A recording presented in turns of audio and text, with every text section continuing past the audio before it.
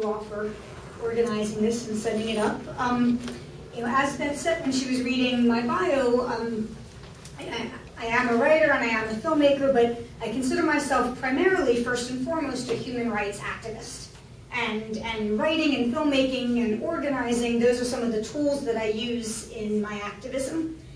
And about a year ago, I found myself, I was giving a talk at the University of Pittsburgh, and during the Q&A after the talk, there was a woman in the audience who asked me, well, what motivates you in your work?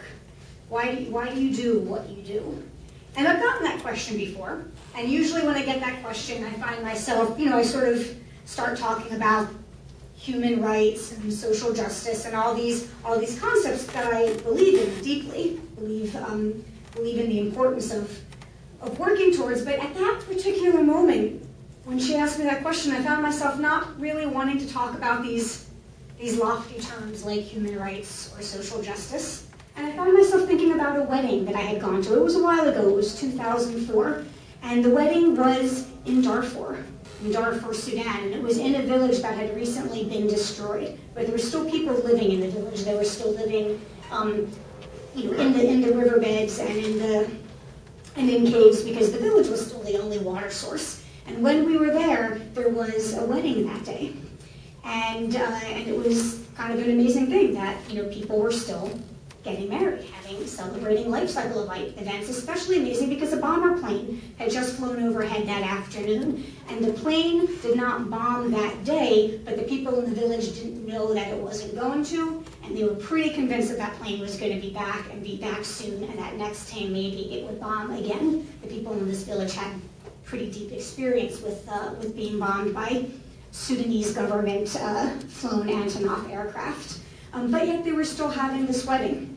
And the wedding took place outdoors. There was no electricity, there was no dance hall, no band, no music. It was just a simple event outdoors in the dark, and in the middle of the celebration, people started singing and jumping and clapping and chanting, and I was watching. And my colleagues, Adam and Aisha, actually joined in the jumping and the chanting and the clapping. And I, at that moment, felt I was exhausted. I didn't join in. I stayed on the sidelines and watched. But that night, when we were sleeping under the stars, in the midst of this destroyed village, I found myself just thinking about this wedding. And thinking about how amazing it was that in the midst of this destruction, that there was this celebration. And I began thinking about the jumping and the dancing and the chanting and the clapping, and realizing that there was subtext to that. That the people who were jumping and dancing were also saying, you cannot erase us from our homes. The people who were clapping and the people who were singing, they were saying, you cannot make us disappear. We are here, and we will continue to resist, and we will continue to resist through celebrating, and through getting married, and through having children.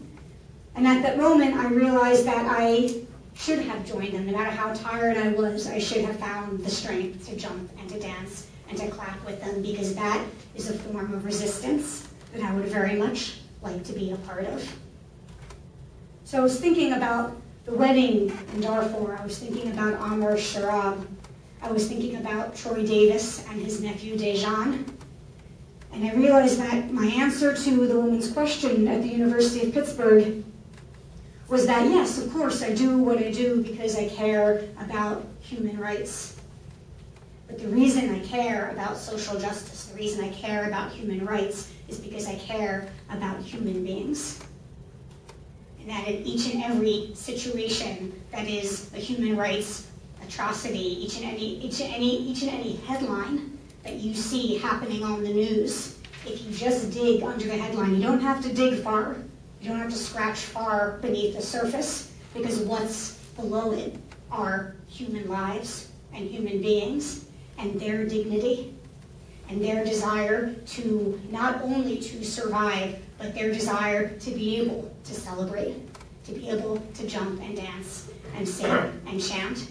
And hopefully what I do and what my work does is support them and stand in solidarity with them.